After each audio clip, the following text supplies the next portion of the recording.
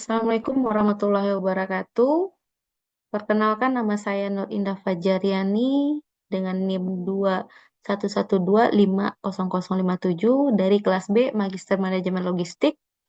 Di sini saya akan mempresentasikan tugas dari mata kuliah Sistem Logistik dan Supply Chain Management tentang desain layout dengan simulasi manual. Dosen pengampunya Profesor Dr. Insinyur Agus Purnomo, MTFC, ALT.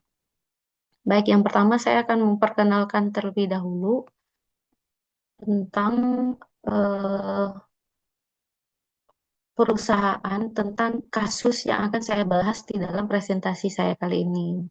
Di sini ada PT MM Log yang berlokasi di Bandung, di mana PT MM Log ini memiliki gudang yang terdiri dengan hanya satu lantai dengan ukuran 27 meter dikali 18 meter kali 4 meter. Yang kedua, di dalam gudang ini terdapat tiga pintu, yaitu pintu masuk, pintu keluar, dan pintu darurat. Yang ketiga, di dalam gudang ini terdapat beberapa ruangan yang terdiri atas ruangan kantor, toilet, musola, dan loker. Yang keempat, gudang ini memiliki tiang-tiang bar yang digambarkan sebagai kotak hitam kecil. Dan tentu sekali ini tidak dapat untuk ditempati oleh barang-barang. Yang kelima, ukuran dari gudang ini yang hanya 27 meter kali 18 meter dan 4 meter. Jadi, gudang ini tidak memiliki rakja, sehingga barang-barang hanya boleh disusun di atas palet dengan tinggi satu tumpukan.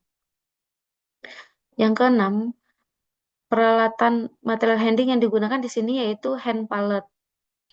Nah, di sini studi kasusnya PT MM Block diminta untuk menangani barang-barang dari sebuah perusahaan.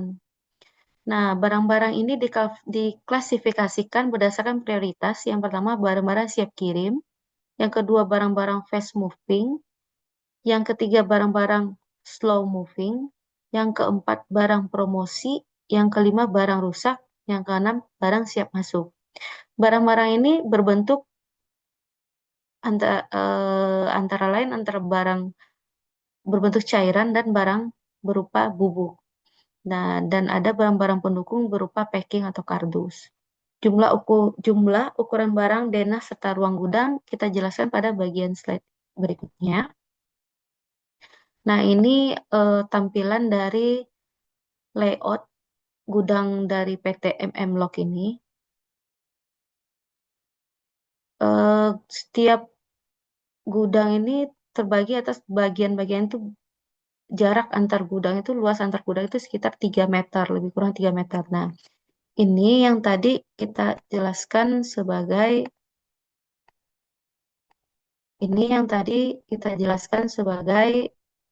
tiang-tiang atau bar-bar. Nah, di bagian ini tidak boleh diletakkan barang-barang. Jadi bagian ini adalah area yang tidak boleh ada barang-barang yang diletakkan di sini.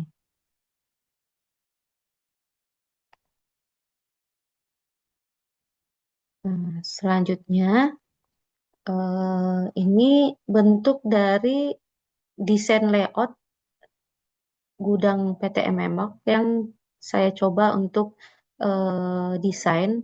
Gudang yang akan saya desain ini berpatokan terhadap kegiatan inbound, setelah itu masuk ke area storage, daerah area picking packingnya, dan area outbound.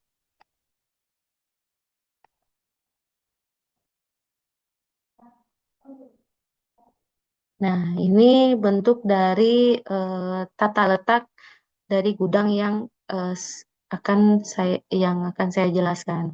Nah, di sini area masuk itu saya letakkan di bagian kiri bawah, untuk bagian inboundnya di bagian kiri bawah, dan untuk area outbound itu di bagian kanan bawah. Nah, di sini untuk barang yang pertama kali masuk itu akan kita letakkan di area sebelah kiri bawah, itu di bagian siap masuk. Nah, di seberang dari bagian siap masuk itu ada ruangan kantor. Ruangan kantor ada di sini dengan tujuan agar saat barang-barang yang baru masuk, yang berada di area siap masuk, barang-barang ini akan melalui proses verifikasi. Nah, di sini barang-barang akan diverifikasi terlebih dahulu sebelum masuk ke area storage. Barang-barang ini masuk dalam kategori cair slow, ataukah cair fast, atau masuk dalam barang-barang yang termasuk kategori slow moving. Itu seperti barang-barang bubuk slow. Setelah barang-barang ini di divalidasi, diverifikasi berdasarkan jenisnya dan prioritas pergerakannya. Nah, barang-barang ini akan dipindahkan ke area storage. Ini area storage untuk bagian-bagian cair slow, cair fast, dan di bagian atas saya meletakkan untuk bagian bubuk slow. Nah, kenapa untuk bagian cair slow saya letakkan di area yang agak jauh dari bagian outbound? Ini karena pergerakan barangnya yang termasuk kategori slow moving. Nah, barang ini diletakkan di area agak jauh dari pintu keluar, jalur utama keluar barang, agar tidak mengganggu proses pergerakan barang-barang yang termasuk dalam kategori fast moving. Nah, untuk barang-barang yang masuk dalam kategori fast moving, yaitu barang cair fast, itu saya letakkan di dekat dengan area packing phase. Dan area packing phase saya letakkan dekat dengan jalur outbound dan dekat dengan area siap kirim. Dengan tujuan apabila barang-barang cair fast ini untuk proses picking dan packingnya itu tidak memakan waktu handling yang lama, sehingga prosesnya bisa berjalan dengan cepat untuk memaksimalkan efisiensi waktu. Nah, untuk bagian bubuk slow dan bagian packing slow, itu saya letakkan di area agak jauh dari area outbound atau di jalur utama pintu keluar. Karena barang-barang ini termasuk dalam kategori barang slow moving. Barang-barang ini pergerakannya lambat, jadi ini kita letakkan di bagian yang agak jauh agar tidak mengganggu jalur utama dari aliran barang kita.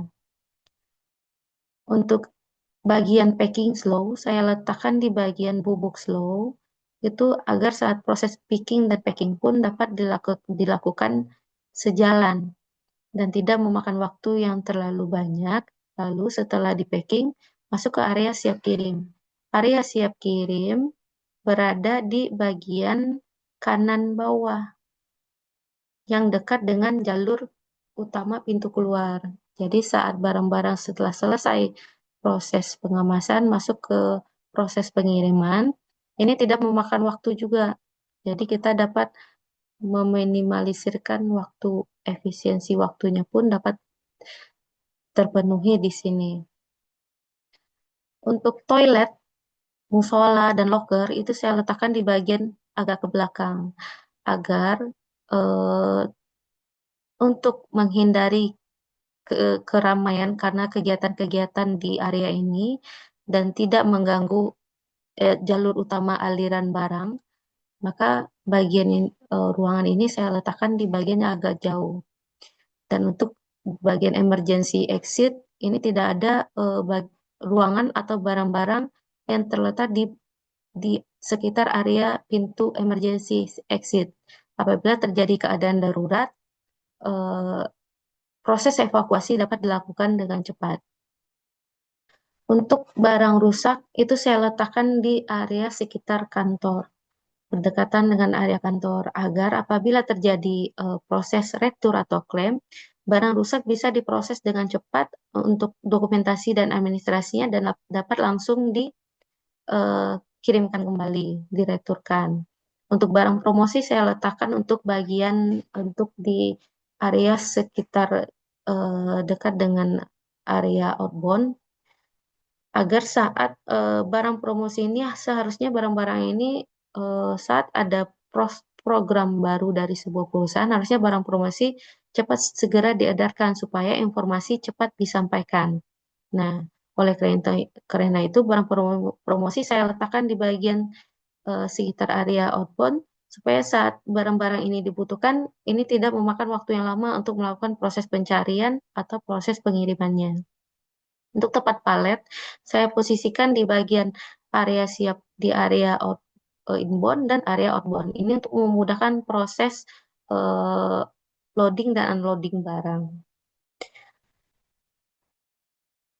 Untuk tata layout ini saya menggunakan U-shape. Ini rata-rata tata layout yang banyak digunakan dan juga fungsinya yang dapat membantu memaksimalkan kegiatan di gudang. Berikutnya, saya menjelaskan untuk workflow untuk kegiatan yang ada di gudang. Sama seperti yang saya jelaskan di slide sebelumnya, ini akan menjelaskan alasan-alasan dan tujuan setiap barang atau ruangan dialokasikan di sesuai tata layout tersebut. Nah, ini juga menjelaskan alur dari setiap barang, peletakan setiap barang itu secara detailnya, mengapa setiap barang dan ruangan kita posisikan sesuai tata layout yang sudah saya jelaskan. Mungkin demikian presentasi saya tentang desain layout ini. Semoga ini dapat menambah pengetahuan kita tentang simulasi dalam melakukan tata layout gudang. Demikian presentasi dari saya. Assalamualaikum warahmatullahi wabarakatuh.